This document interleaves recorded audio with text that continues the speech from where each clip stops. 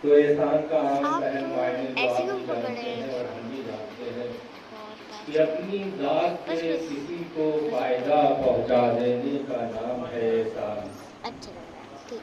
پیاسے کو پانی پلا دینے کا نام ہے احسان، بھوکے کو کھانا کھلا دینے کا نام ہے احسان، بھٹکے کو راستہ دکھا دینے کا نام ہے احسان، روتے کو ہنسا دینے کا نام ہے احسان۔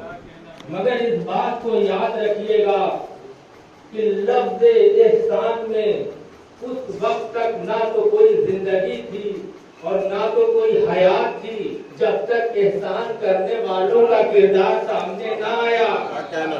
جب بظاہر نور محمد، بظاہر ہم شکل 14 معصوم اس کائنات میں آیا تو احسان میں سر اٹھا کے کہا آج ہمیں حیات جاویدہ مل گئی۔ صلوات پر محمد۔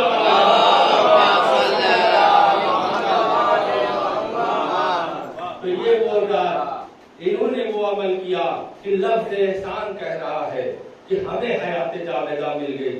میں آپ سے پوچھنا چاہتا ہوں کہ دین اسلام پہ سب سے زیادہ احسان کس کا؟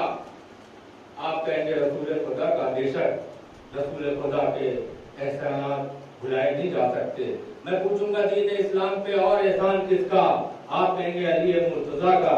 میں کہوں گا کیا کہنا، مگر اس آغوش کو ڈھونڈیے، اس گود کو تلاشیے کہ جس نے 32 برس تک رسول کے ساتھ مقصد رسالت کی وہ حفاظت کی کہ خدا خود ارشاد فرما رہا ہے کہ اے ابو طالب ہم نے تمہیں پیغمبر تو نہیں بلکہ محافظ پیغمبر بنا کے بھیجا ہے۔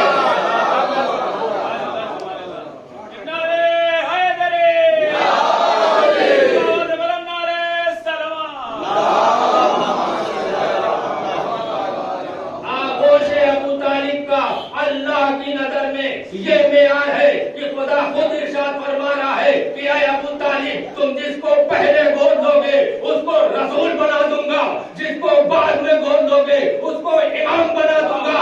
یا یوں کہوں کہ پہلا پروردہ مصطفیٰ ہوگا، دوسرا پروردہ مرتضیٰ ہوگا۔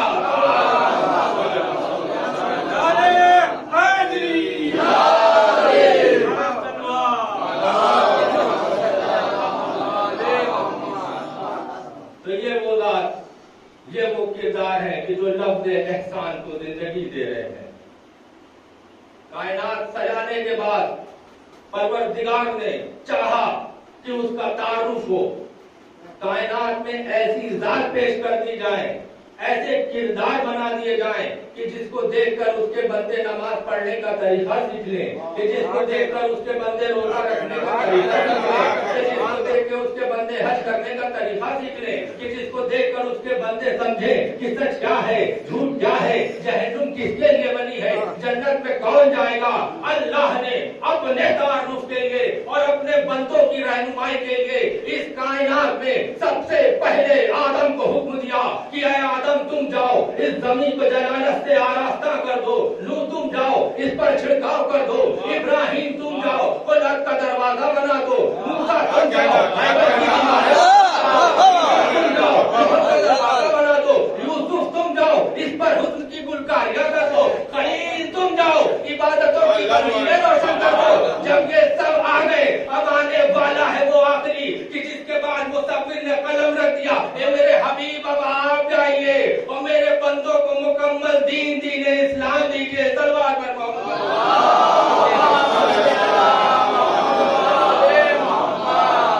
تو یہ وہ کردار تھے، یہ وہ ذات تھی کہ جس کو اللہ اس کائنات میں اپنے تعارف کے لیے اور اپنے بندوں کی رہنمائی کے لیے بھیج رہا تھا۔ صلوات پڑھیں سے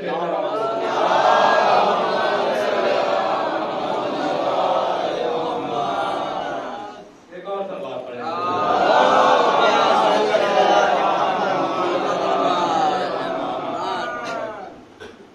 ابھی تک اس کائنات میں جو ذات آ رہی تھی، جو کردار پیش کر دیے جا رہے تھے، ان کا تعارف خدا خود کرا رہا تھا، مگر اس کائنات میں ابھی ایسی ذات آنا باقی تھی کہ جو دین اسلام پر ایسا احسان کر دے گی کہ قیامت تک اسلام سر نہ اٹھا پائے گا۔ یہ ذات کون؟ فاطمہ کے دل کے چین، علی کے نور عین حضرت امام حسن اور امام حسین علیہ السلام کی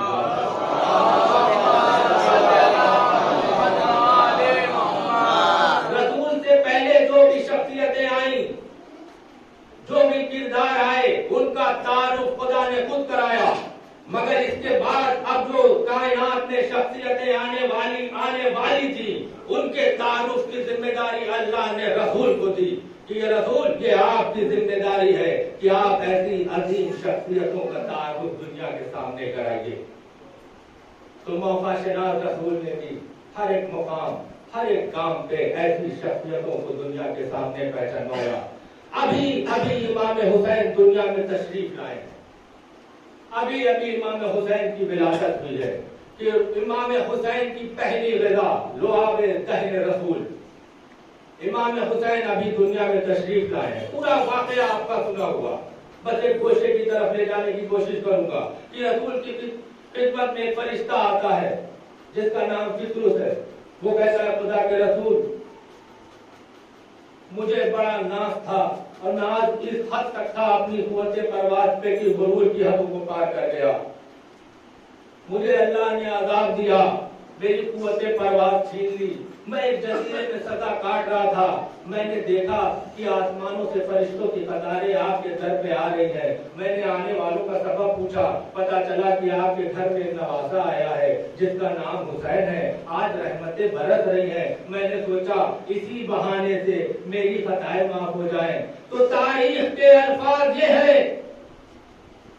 کہ رسول نے فطرس کے جسم کو حسین کے گہوارے سے مس کیا، فطرس کو بالوں پر ملے، فطرس کو قوت پرواز ملی۔ میں یہاں پہ بس یہ کہنا چاہتا ہوں کہ اے رسول خدا، وجہ مقصد خلقت کائنات آپ، خدا خود ارشاد فرما رہا ہے کہ حبیب اگر آپ نہ ہوتے تو میں یہ دنیا نہ بناتا۔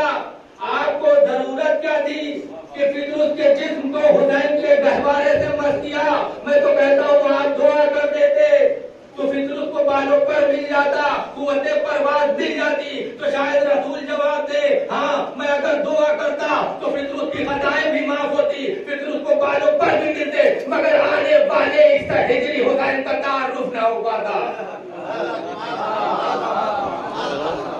آنے والے ہجری حسین کے تعارف کے لیے رسول نے فطرس کے جسم کو حسین کے گہوارے سے مس کیا، فطرس کو بالوں پر ملے، وہ فرش سے عرش کی طرف یہ نعرہ بلند کرتے ہوئے چلا کہ دیکھو جب فرش عرش والے لا علاج ہو جاتے ہیں تو فرش والے مسیحا کے پاس آتے ہیں۔ حسین صرف فرش والوں کے مسیحا نہیں بلکہ عرش والوں کے بھی مسیحا ہے۔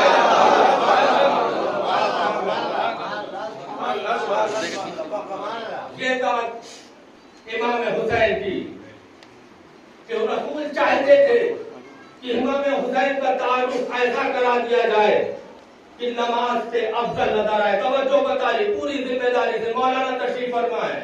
ابھی امام حسین کا سن 4 یا 5 سال کا کہ نمازیوں کی صفوں کو پار کرتے ہوئے رسول کی پشت پہ جا کے تشریف رکھتے ہیں۔ رسول ایک مرتبہ سبحان ربی الاعلی و بحمدہ کہتے ہیں، 2 مرتبہ سبحان ربی الاعلی و بحمدہ کہتے ہیں، 3 مرتبہ سبحان ربی الاعلی بحمدہ کہہ کے اٹھنا چاہتے ہیں۔ توجہ بتائیے حضور، اٹھنا چاہتے ہیں، جبریل امی آتے ہیں، اے رسول یہ عمل خدا کو بہت پسند آ گیا، آپ اس وقت تک سر نہ اٹھائیے گا جب تک حسین خود آپ کی پشت سے نہ اتر جائے۔ اب رسول نے اپنے سجدے کو طولانی کرنا شروع کیا، طول دینا شروع کیا۔ تاریخ کہتی ہے کہ رسول نے 10 مرتبہ کہا، 50 مرتبہ کہا، 70 مرتبہ سبحان ربی الاعلی و بحمدہ کہا۔ حسین پشت سے زمین پہ تشریف نہ لائے، 71 مرتبہ کہا، 72 مرتبہ کہا، 73 مرتبہ جب سبحان ربی الاعلی و بحمدہ کہہ چکے تو حسین رسول کی پشت سے زمین پہ تشریف لائے۔ میں یہیں پہ عرض کر دوں کہ جو 3 مرتبہ سبحان ربی الاعلی و بحمدہ کہا وہ تعارف خدا تھا، اور جو 70 مرتبہ سبحان ربی الاعلی و بحمدہ کہا وہ تعارف حسین تھا۔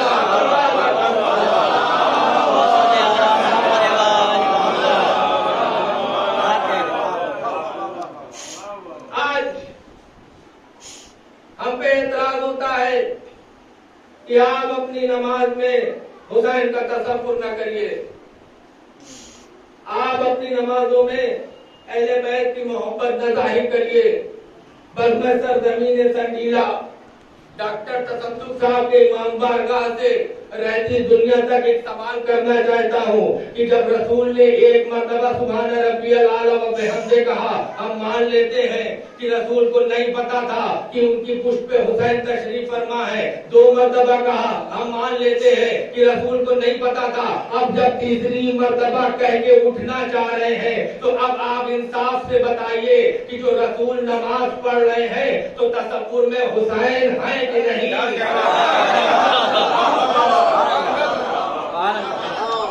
اب جو رسول نماز پڑھ رہے ہیں تو حسین کا ذکر، حسین رسول کے ذہن میں ہے کہ نہیں؟ تو جب تصور حسین رسول کی نماز کا جز ہو سکتا ہے تو تصور حسین ہماری نماز کی معراج ہے۔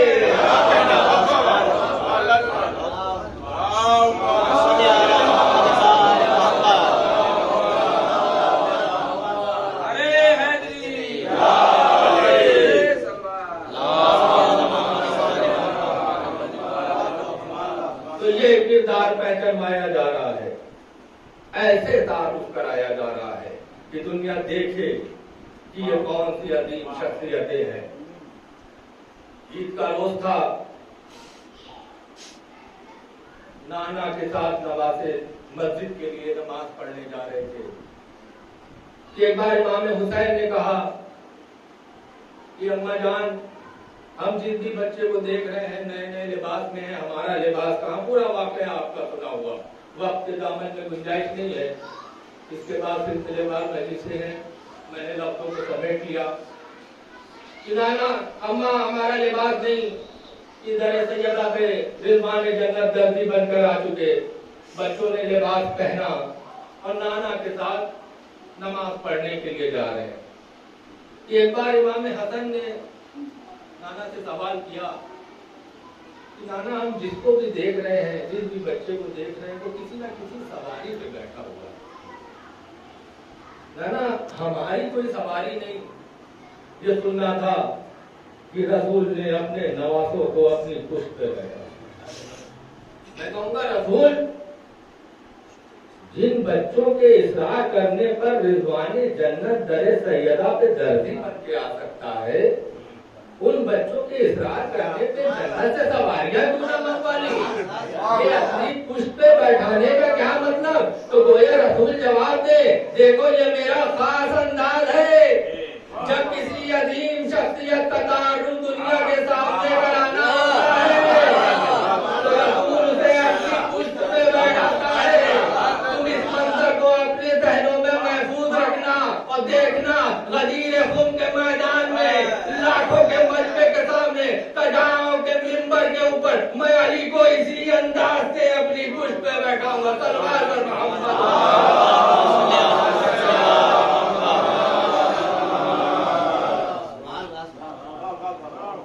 یہ سواری آگے بڑھتی ہے کہ ایک بار امام حسین نے نانا سے سوال کیا کہ اے نانا یہ بتائیے، ہم جس بھی سوار کو دیکھ رہے ہیں اس کے ہاتھوں میں اس سوار کی لجام ہے، نانا ہماری سواری کیسی کہ ہمارے ہاتھوں میں ہمارے سوار کی لجام نہیں؟ یہ سننا تھا کہ رسول نے اپنی زلف مبارک اپنے نواسوں کے ہاتھوں میں دے دی۔ میں کہوں گا خدا کے رسول اس عمل کا کیا مطلب؟ تو رسول شاید جواب دے کہ دیکھو، جب تک میرے نواسوں نے میری زلفوں کو اپنے ہاتھوں میں نہ لیا تھا تب تک قدم بھی رسالت کا تھا، رہنمائی بھی رسالت کر رہی تھی، مگر جب رسالت کی لجام امامت نے لے لی، اب قدم رسالت کا ہوگا، رہنمائی امامت کرے گی۔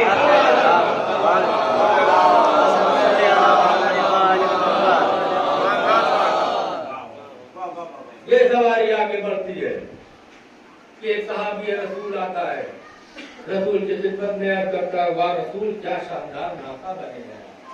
یہ سننا تھا کہ رسول کے چہرے کا رنگ بدلا، کہا یہ کیوں نہیں کہتے اس پہ بیٹھے سوار کتنے شاندار۔ تو گویا رسول ہر ایک مقام ہر ایک جگہ پر تعارف کراتے ہوئے نظر آ رہے ہیں ایسی ذاتوں کا کہ جو دین اسلام پر ایسا احسان کریں گی کہ قیامت تک اسلام سر نہ اٹھا سکے گا. مگر دنیا نے نہ امام حسین کو پہچانا، نہ امام حسن کو پہچانا، نہ مولا علی کی شہادت سجدے کے عالم، امام حسین امام حسن رات کی تاریخوں میں شہید تھے. ایک وہ وقت آیا کہ جب اسلام کا کوئی وارث نہیں تھا، کوئی مددگار نہیں تھا، کوئی بچانے والا نہیں تھا. اسلام تڑپ رہا تھا، اصول ٹوٹ رہے تھے، شریعت پامال ہو گئی. تو حسین آگے بڑھے کہ اسلام تو نہ گھبرا، تیری نصرت کے لیے تو حسین کافی. اسلام تو نہ گھبرا، تیرے بازوؤں کے لیے عباس کے شانے پڑیں. اسلام تیری جوانی کے لیے علی اکبر سینے پہ برچی کرتا ہے. اسلام تیری سرخروری کے لیے علی اکبر کا گلا ہے. اسلام تجھے آزاد رکھنے کے لیے سید سجاد اسیر ہو جائے. اسلام تجھے کیا چاہیے؟ تیرے پردے کے لیے زینب اپنی چادر ہے. حسین نے جو اسلام کو وعدہ و تسلی دیا وہ کربلا کے میدان وعدہ پورا کر کے دکھایا. بس میں نے مجلس کو تمام کیا. 9 محرم کہ جب حسین کی طرف حملہ کیا گیا تو ابھی آپ جناب عباس کی نظر دیں گے، جناب عباس کی حاضری میں شامل ہوں گے. امام نے حسین نے جناب عباس کو ایک شخص کی مہلت مانگنے کے لیے بھیجا. اب آپ تصور سے بتائیے کہ جتنے 32 برس تک جس جنگ کے انتظار میں عمر کاٹ دی، جس جنگ کے انتظار میں اپنی زندگی، وہ شخص ایک شخص کی مہلت مانگنے کس دل سے گیا. ایک شخص کی مہلت دیتی ہے، یہ وہ آخری شخص جو شب امتحان بھی ہے، شب شہادت بھی ہے، شب رخصت بھی ہے. حسین نے ایک بار ہر خیمے کا جائزہ لینا ہے. تو کیا دیکھتے ہیں؟ لیلا کے خیمے میں آتے ہیں، دیکھتے ہیں لیلا یسوع علی اصغر سوار ہے، علی اکبر کے ترانے ایک شمع جلائے ہوئے. رباب کے خیمے میں جاتے ہیں، دیکھتے رباب علی اکبر کو جھولا جھلا رہی ہے. میں کہوں گا رباب جی بھر کے علی اکبر کو جھولا جھلا لیجیے. کل صبح ہوگی تو یہ ننھا علی اکبر ایسا کینا جی بھر کر اپنے بابا کے سینے پہ سو لو، کل یہ سینہ نہ ملے گا. بس ایک بار زینب کے خیمے میں آ کے دیکھتے ہیں کہ خیمے میں آ کے شہ نے یہ دیکھا حرم کا حال. چہرے ہوئے تھے فخر، کھلے تھے سروں کے بال. زینب دعا یہ کرتی تھی اے رب ذوالجلال، بچ جائے اس فضا سے خیر النظام بلال. بانوے نیک نام کی کھیتی ہری رہے، سندر سے مانگ بچوں سے گودی بھری رہے. آپ کو کوئی غم نہ ہو سوائے مدد حسین. آج ہم حسین کو یہاں یاد کر رہے ہیں. آپ ذرا سوچیے کہ حسین نے کربلا میں آپ کو کہاں کہاں یاد کیا.